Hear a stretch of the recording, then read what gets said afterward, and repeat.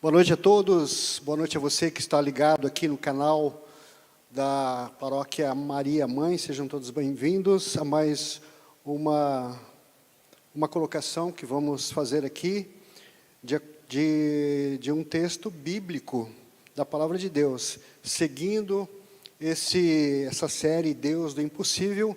Hoje nós vamos ver Jesus expulsando um espírito imundo. É um tema um pouco polêmico, né? Bastante polêmico, que muitas vezes também traz um pouco de medo, né? Quando se fala em espírito imundo, em diabo, essas coisas todas, muitas pessoas têm um pouco de medo.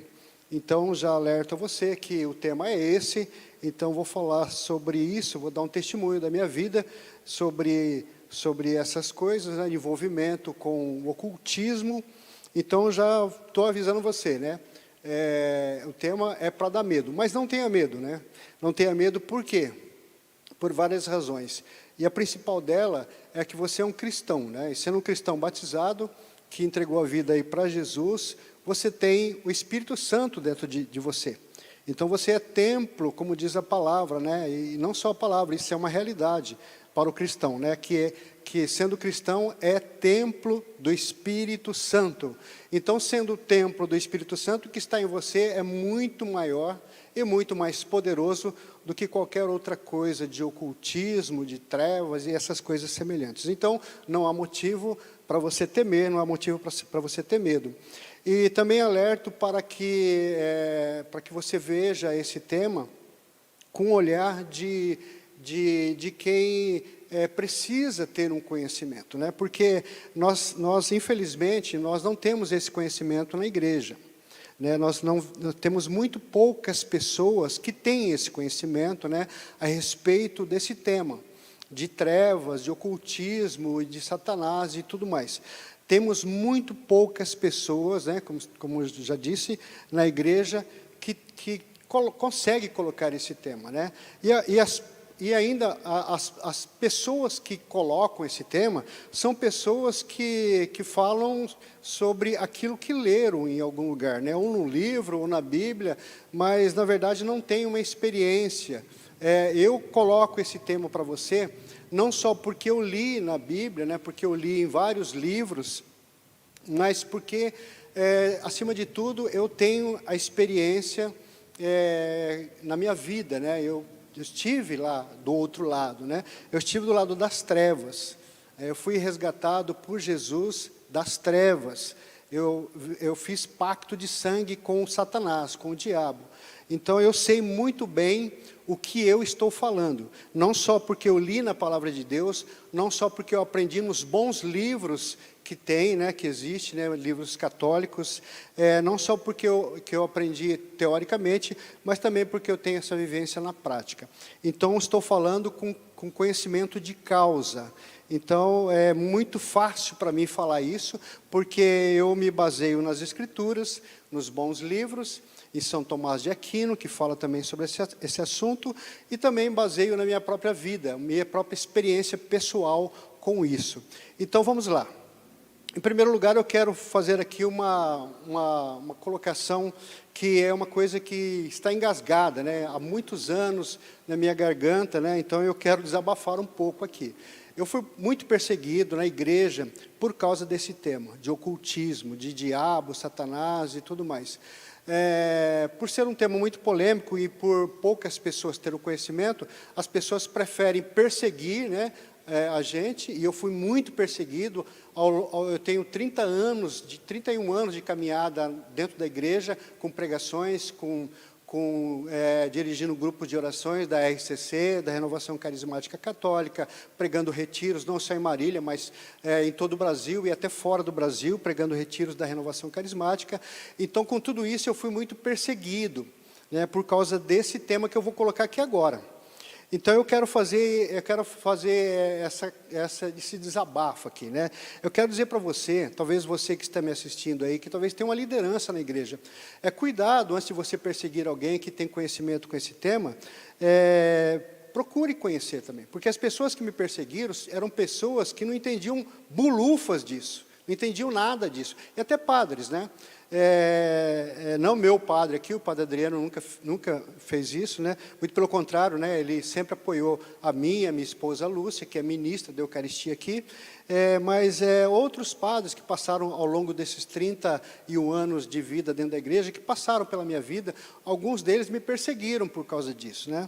Me caluniou, só não me expulsou da igreja, mas fizeram de tudo para isso, por causa desse tema que eu vou colocar.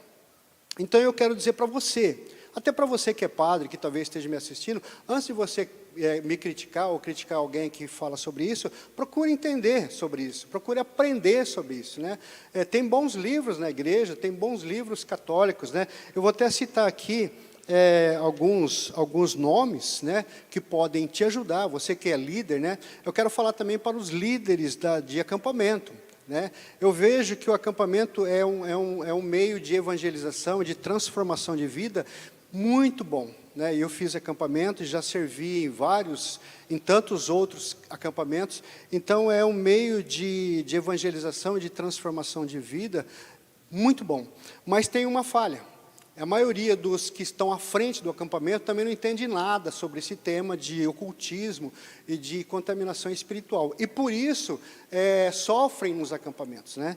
Eu não vou dar exemplos aqui, porque nós não temos muito tempo, mas eu poderia dar vários exemplos aqui, em vários acampamentos que eu servi, de absurdos que eu vi lá, né, sobre esse tema, né, de contaminação espiritual. Mas eu quero dar aqui quero falar aqui para você alguns exemplos de bons livros que tem na nossa igreja católica, que você padre, ou que você líder de movimento, de acampamento, pode estar aprendendo sobre o assunto, né? Tem vários livros do padre Gabriele Amorti, é um exorcista, um dos maiores exorcistas que eu já li, né, sobre ele, já vi ele fazendo exorcismo, e ele era exorcista do Vaticano. Ele já, infelizmente, já é falecido, mas ele tem uma série de bons livros aí, por aí, na internet, nas livrarias, Padre Gabriele Amorti. Tem também o padre Elias Vela, que tem também um livro muito bom. Tem o padre Forteia, também escreveu um livro fantástico, né? Summa Demonica, e eu estudo muito esse livro, para me aprender um pouco mais ainda.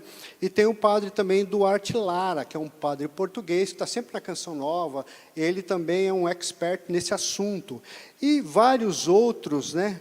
Vários outros autores aí, bons autores católicos, né, que fala nesse tema. Tem muitas pessoas também que nos criticam, que me criticou muito, né, sobre esse tema, dizendo que não é nada disso, que o diabo não faz isso, que até pessoas que falam, ele não existe, não faz nada disso.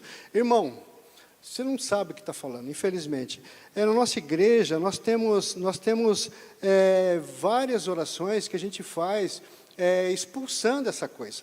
Nós acabamos de ver agora, recentemente, o cerco de Jericó, que, aliás, foi algo extraordinário, né, que foi feito aqui na Paróquia Maria Mãe, né, em parceria com mais 6 paróquias e mais a comunidade Louvor e Glória. Então, ali foi 7 dias de oração, né, 24 horas por dia de oração, e fazendo oração de exorcismo. Eu vou até ler para você aqui um trecho que foi feito, 7 dias, né, e 24 horas, um trecho do exorcismo que foi feito aqui. Diz assim, em várias orações que foi feita, né, e um dos trechos da oração, eu vou ler aqui para você.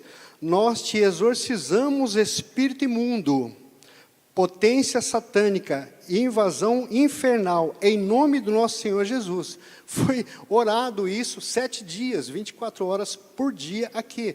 Sem dizer sobre a oração do batismo, né, que nós exorcizamos, né, nós não, quem batiza, né, no caso o sacerdote, faz essa oração de expulsar as trevas, renuncia a Satanás e tudo mais. Sem dizer também do catecismo da Igreja Católica, né, esse livro que é um documento tremendo, eu estudo muito esse documento, e na página 2851, o Catecismo fala da oração do Pai Nosso, né? E ali na página no parágrafo 2851, ele se refere à última frase do Pai Nosso: livrai-nos do mal. E o catecismo diz que esse mal não é uma coisa abstrata, esse mal é uma pessoa, Satanás, que se opõe ao plano de salvação de Deus. Então, você vê que na nossa Igreja Católica, nós temos muito isso, né? Se você for pegar a Bíblia, então, aí você vai ver muitas passagens bíblicas falando nesse tema, né? E Jesus expulsando o diabo das pessoas, você vai ver os apóstolos expulsando o diabo das pessoas, enfim. Esse é um tema polêmico para quem não procura estudar, para quem não procura orar para as pessoas, para quem não procura vivenciar isso na sua vida.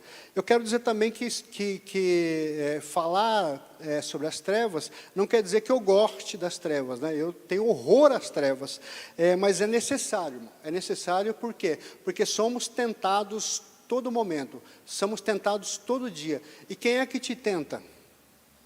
Quem é que tenta você a pecar? Quem é que tenta você a ir para o inferno? Não são as pessoas. Não é você mesmo que tenta você mesmo. É o diabo, é o espírito do diabo que quer levar você para longe de Deus. Então, nós vamos ver isso aqui agora, né? Então, o trecho da palavra de Deus que eu escolhi para falar desse tema, Deus do impossível, que é Jesus expulsa um espírito imundo, está em Lucas capítulo 8, a partir do versículo 26. E a palavra de Deus diz assim: navegaram para a região dos Gerasenos, que está defronte da Galileia. Mal saltou em terra, veio-lhe ao encontro um homem dessa região, possuído de muitos demônios. Há muito tempo não se vestia, nem parava em casa, mas habitava no cemitério. Ao ver Jesus, prostrou-se diante dele e gritou em alta voz: por que te ocupas de mim, Jesus, Filho de Deus Altíssimo? Rogo-te, não me atormentes, porque Jesus ordenara ao espírito imundo que saísse do homem.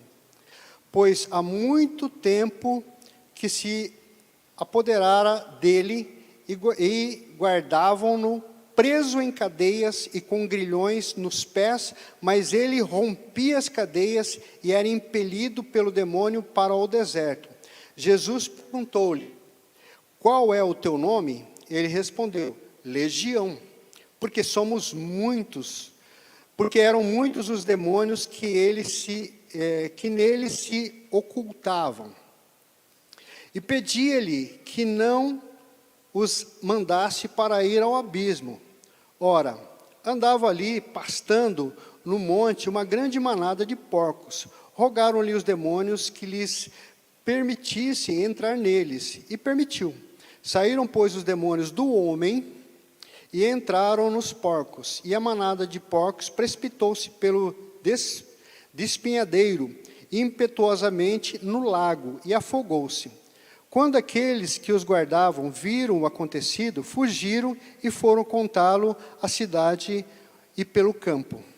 Saíram eles, pois, a ver o que havia ocorrido, chegaram a Jesus e acharam a seus pés, sentado, vestido, calmo, o homem quem havia sido expulso os demônios. E tomados de medo, ouviram das testemunhas a narração desse exorcismo.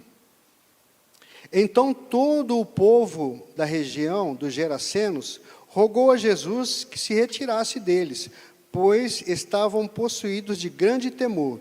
Jesus subiu à barca para regressar. Nesse momento, pedia-lhe o homem de quem tinha saído os demônios para ficar com ele. Mas Jesus despediu, dizendo: volta para casa e conta quanto Deus te fez.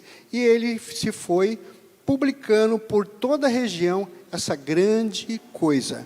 Palavra da salvação, glória a vós, Senhor.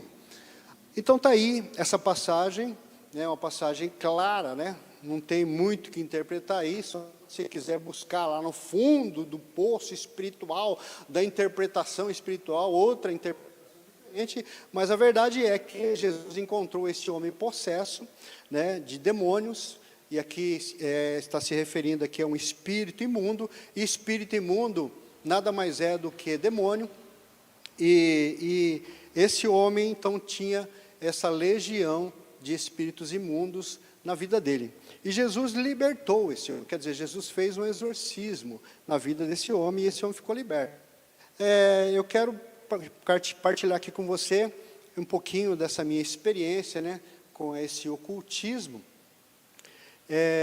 Eu, antes de me converter a Jesus, né, antes de me converter verdadeiramente ao catolicismo, porque eu era católico só de tradição, né, aquele tipo católico bem fajuto, que nunca ia na missa, que não sabia nada a respeito de Deus, que não sabia nada a respeito de Jesus, e muito menos da palavra de Deus. Mas se dizia católico. E eu me casei com 21 anos, com a Lúcia, e nós, logo que nós casamos, pouco tempo depois, nós tivemos a nossa filha, Camila, e ela nasceu com muitos probleminhas de saúde, e foi aconselhado, né, nós fomos aconselhados por uma pessoa a ir a um centro espírita, que ali nós poderíamos encontrar não só a cura da nossa filha, que tinha quase 1 ano de idade, né, 1 aninho de idade, mas também nós poderíamos ter uma vida melhor, financeiramente falando. E nós acabamos, então, indo para esse centro espírita, sem saber muito bem o que era aquilo, né, porque eu não conhecia Deus, não conhecia Jesus, não conhecia a Bíblia, não conhecia nada, e muito menos o outro lado negro, né, que era o lado satânico das trevas. E a gente foi para aquele centro achando que estava tudo bem, que estava tudo certo, que não tinha problema. Mas arrumamos uma série de problemas. Eu vou contar um pouco aqui esse testemunho para não ficar muito longo. Mas, enfim, nós acabamos nos afundando muito nas trevas, e até que, depois de um longo período que a gente estava ali, o pai de santo, um dia incorporado com a entidade, eles falam lá o nome da entidade, que é pai de santo, mas pai de santo, na verdade, não existe, né? Isso é um título que se dá para essas pessoas que dirigem esses terreiros, né?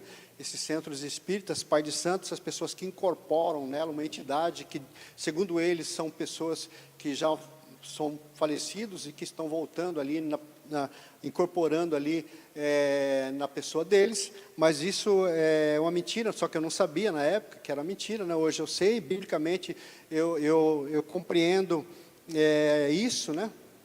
Que os mortos não voltam e que não incorpora coisa nenhuma, e o que incorporam ali nessas pessoas são espíritos, sim, mas do diabo.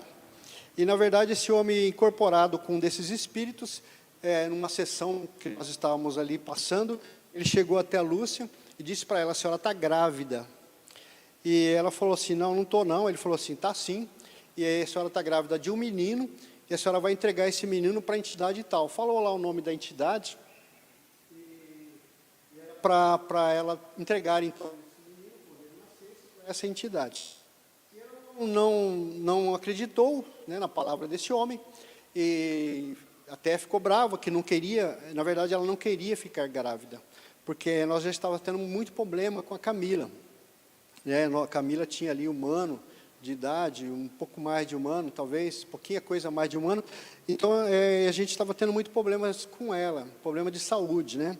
E a gente estava ali justamente para buscar a solução desses problemas de saúde da Camila.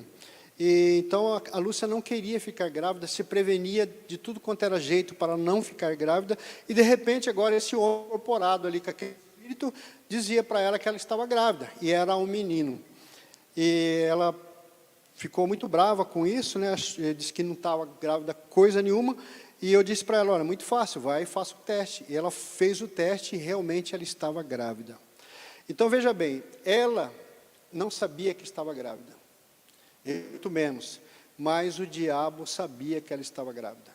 Então, mais uma lição aí, que fica aqui para nós, né, entre várias lições que nós vamos ver aqui diante desse texto aqui, lá vai a primeira. O diabo conhece muito bem aqueles que estão sob o domínio dele. O diabo não conhece, não sabe o que você pensa. O diabo não conhece o futuro. Só Deus conhece. Mas ele sabe o que se passa com você quando você está sob o domínio dele. Então, ele sabia exatamente o que estava acontecendo com a minha esposa. A minha esposa não sabia que estava grávida, mas ele sabia. E ela fez o teste, realmente ela estava grávida, e ela tentou abortar essa criança de tudo quanto foi jeito, todas as fórmulas passaram para ela, abortivas, ela experimentou, mas ela não conseguiu abortar, porque nós já estávamos sendo, de uma certa forma, protegidos por Deus, apesar da gente não estar diante de Deus, não estar vivendo as coisas de Deus, mas tinha muita gente orando por nós. E por uma misericórdia de Deus, ela não conseguiu abortar, apesar de ter tentado várias vezes. Ela chegou até ir ao médico, né? E pediu para o médico abortar para ela. O médico receitou para ela uns remédios, aplicou uma injeção lá no consultório, mas o médico era cristão, e tudo que ele aplicou nela, tudo que ele receitou para ela era para fortificar o feto e não para abortar. Então ela acabou tendo a criança, né, com muita dificuldade. Eu vou encurtar aqui, eu não vou contar, mas essa criança quase morreu quando nasceu, e essa criança é o meu filho Rafael, era realmente um menino. Então isso foi profetizado pelas trevas. As trevas sabiam, até antes dela saber, as trevas sabiam. Então nós estávamos frequentando ali aquele centro espírita, e um dia eu falei para o pai de santo, por que a gente não conseguia as coisas que nós fomos lá para conseguir, né?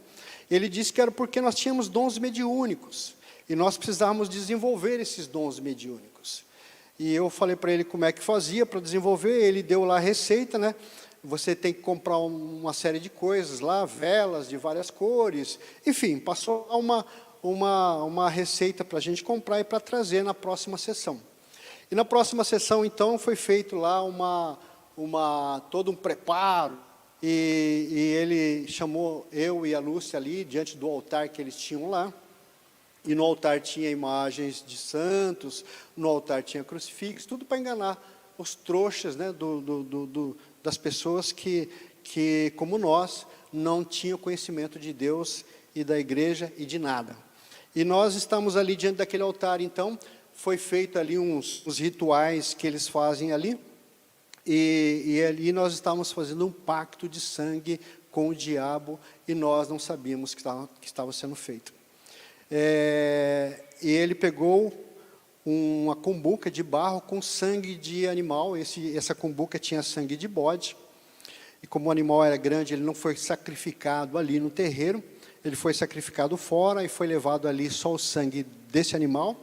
Ele pegou um gato preto ali no terreiro, e fez o sacrifício desse gato, e misturou o sangue do gato com o sangue do bode que estava na cumbuca, pegou uma galinha e fez a mesma coisa, sacrificou essa galinha e misturou o sangue dela também naquela cumbuca, e pegou o pulso esquerdo da Lúcia, cortou, né, fez uma incisão, e misturou o sangue dela também, junto com aqueles sangues todos que estavam ali. E era para a gente beber esse sangue. E depois de beber, nós tínhamos que ficar 7 dias numa sala trancado, uma sala que é chamada de corró, trancados para a gente concluir esse pacto de sangue com as trevas, né?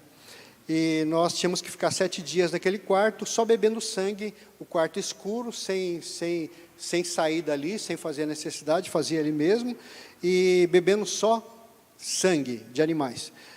Nós não quisemos fazer isso, né? Nós saímos logo em seguida, porque nós achamos muito repugnante tudo aquilo. Então, naquela mesma hora ali, que foram misturados aquele sangue, o sangue dela, quando ele falou para a gente beber, nós não bebemos. A Lúcia tentou beber, mas não conseguiu, ela só levou até a boca, experimentou, mas não conseguiu beber, e nós achamos muito repugnante tudo aquilo lá, e saímos do centro espírita.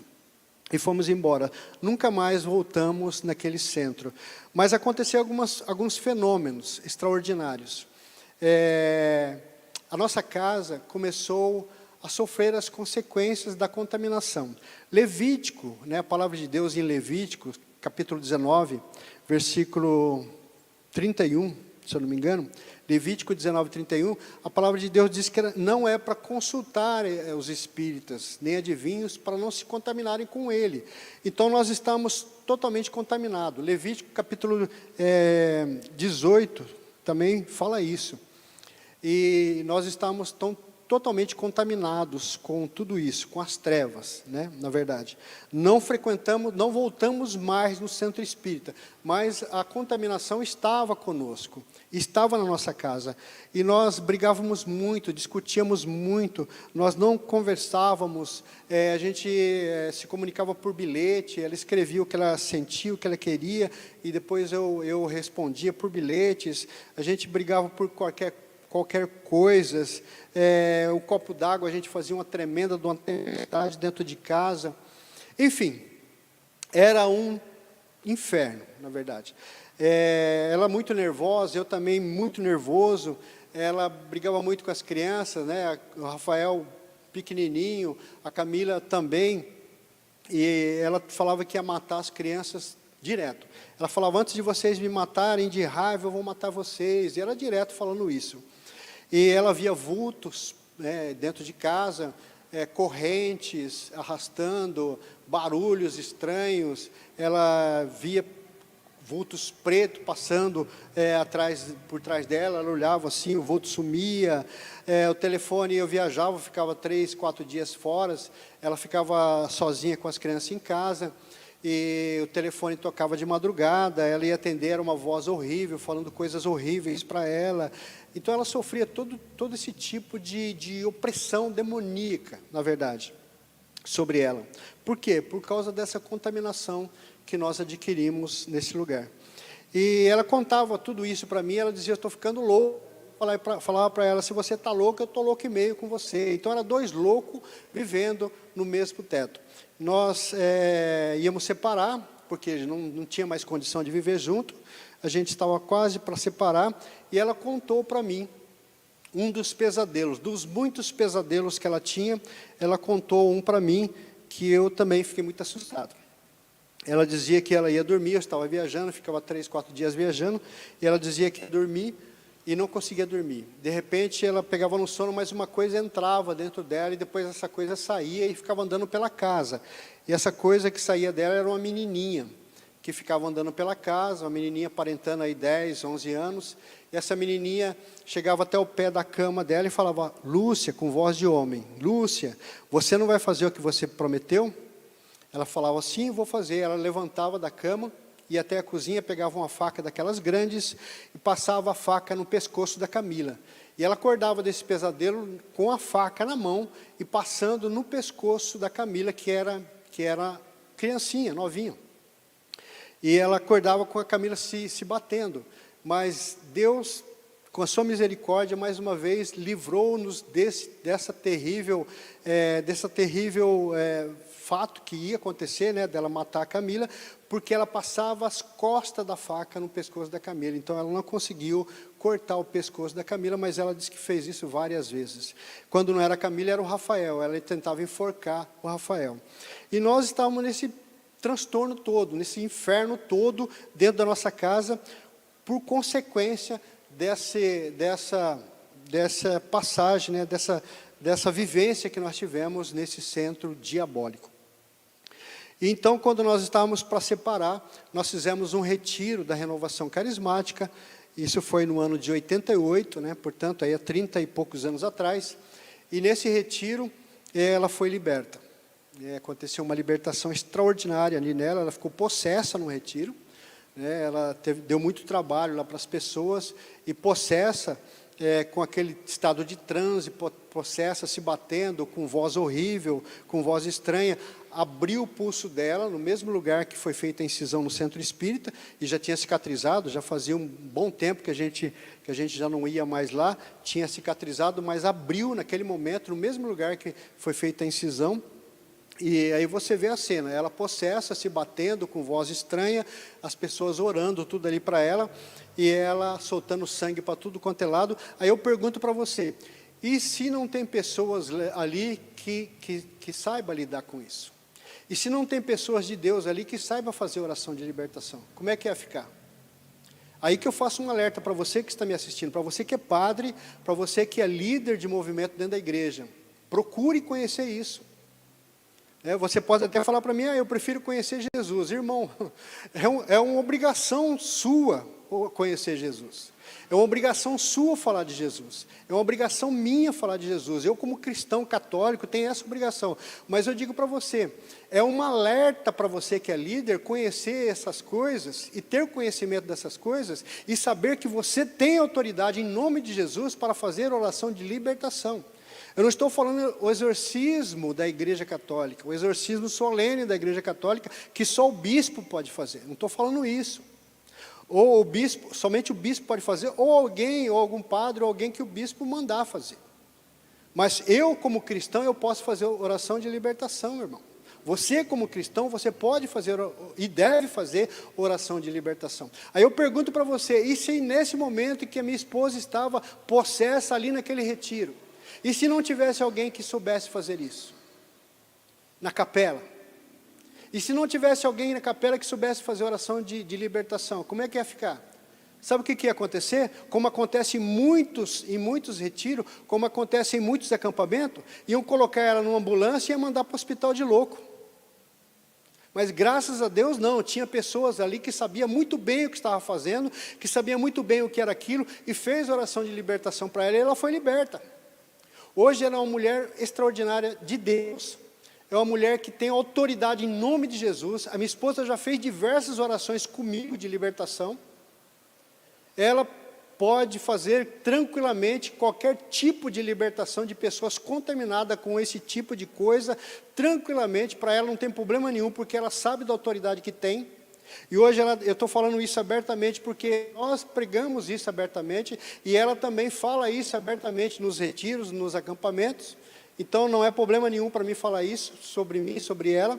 Então eu digo para você, o diabo hoje na nossa vida, ele não está mais dominando a nossa vida, ele está debaixo dos nossos pés. Nós temos autoridade em nome de Jesus, volto a falar, por uma série de coisas, porque nós somos lavados pelo sangue do Cordeiro Jesus Cristo, nós somos batizados, nós somos templo do Espírito Santo de Deus, e nós temos autoridade em nome de Jesus. Jesus diz lá em Marcos capítulo 16, versículo 15, ide por todo mundo e pregar o evangelho a toda criatura, quem crer e for batizado, expulsarão demônios em meu nome. Falarão novas línguas e tudo mais, farão milagres em meu nome. Essa ordem foi dada por Jesus, irmão, está na Bíblia. Então eu tenho essa ordem, eu tenho essa autoridade em nome de Jesus, porque sou cristão, de fazer oração de libertação para as pessoas. Eu já fiz mais de 300 orações de libertações. Eu estou falando 300, já perdi a conta. Então hoje, nosso ministério hoje é o ministério para esse lado. Por quê? Porque nós vivemos isso. Então eu estou falando isso para você, seguindo esse texto aqui da Bíblia, porque eu conheço, irmão, eu conheço. E eu já está bem extenso esse vídeo, né? Eu vou parar por aqui, mas eu quero dizer para você, que você tem autoridade em nome de Jesus. Aquele homem possesso, ele foi liberto por Jesus, e ele se tornou um evangelizador, irmão. No versículo 39, né, Lucas capítulo 8, versículo 39, está escrito assim, Jesus disse para ele, volta para a sua casa, e conta o quanto Deus fez na sua vida, e ele foi, e publicou por toda a cidade, né, por toda a região, as grandes coisas que Deus fez na vida dele. Então ele tornou-se um evangelizador, ele tornou-se agora um pregador de Jesus Cristo. Ele tornou-se agora um pregador de tudo aquilo que Deus fez na vida dele. Ele não estava mais pregando sobre aquilo que ele ouviu falar de Deus, ou que ele leu a respeito de Deus. Ele estava agora pregando o que Deus fez na vida dele. É muito mais impactante, irmão. Então eu estou falando para você, estou anunciando para você a libertação de um Deus que faz libertação, um Deus do impossível que liberta as pessoas, que não só cura, irmão, cura física, mas também que cura a alma espiritual e que liberta as pessoas das correntes, das cadeias, como libertou a minha vida e da vida da minha esposa. Então eu estou falando desse Deus com conhecimento de causa, porque a minha vida foi liberta por Ele. Então eu digo para você, Ele é um Deus vivo, um Deus do impossível, que pode libertar você, a sua casa, a sua família, os seus entes queridos, e ainda mais, pode tornar você mais um evangelizador, mais um libertador, mais um agente de bênçãos na vida das outras pessoas. E é isso que precisamos ter na nossa igreja, na nossa comunidade, irmão. É isso que precisamos ter nos retiros e nos acampamentos. Então eu vou parar por aqui, mas eu só estou na metade, né? Tenho muitas coisas para falar. Para não ficar muito longo, muito extenso, eu vou parar por aqui e vou convidar você a ouvir a segunda parte desse tema, que será terça-feira que vem, às 20 horas da noite, tá bom?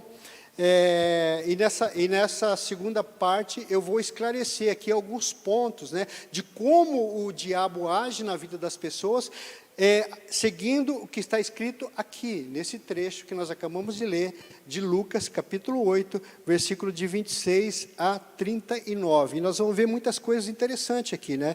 Eu vou falar para você como que o diabo age na vida das pessoas, seguindo o que está aqui, e seguindo a minha experiência, e seguindo o que eu já vi e que já fiz ao longo desses 30 anos, nessa minha caminhada de libertação, tá ok? Então, Deus abençoe a cada um de vocês que estão me ouvindo aqui, e espero que você volte, né, comigo, feira que vem, às 20 horas, em nome de Jesus. Amém. Vamos encerrar. Que está reino, seja feita a vossa vontade, assim na terra como no céu. O pão nosso de cada dia nos dai hoje. Perdoai as nossas ofensas, assim como nós temos perdoados a quem nos tem ofendido, e não nos deixeis cair em tentação, mas livrai-nos do mal. Amém. Deus abençoe a cada um de vocês, irmãos, e até terça-feira que vem, às 20 horas, se Deus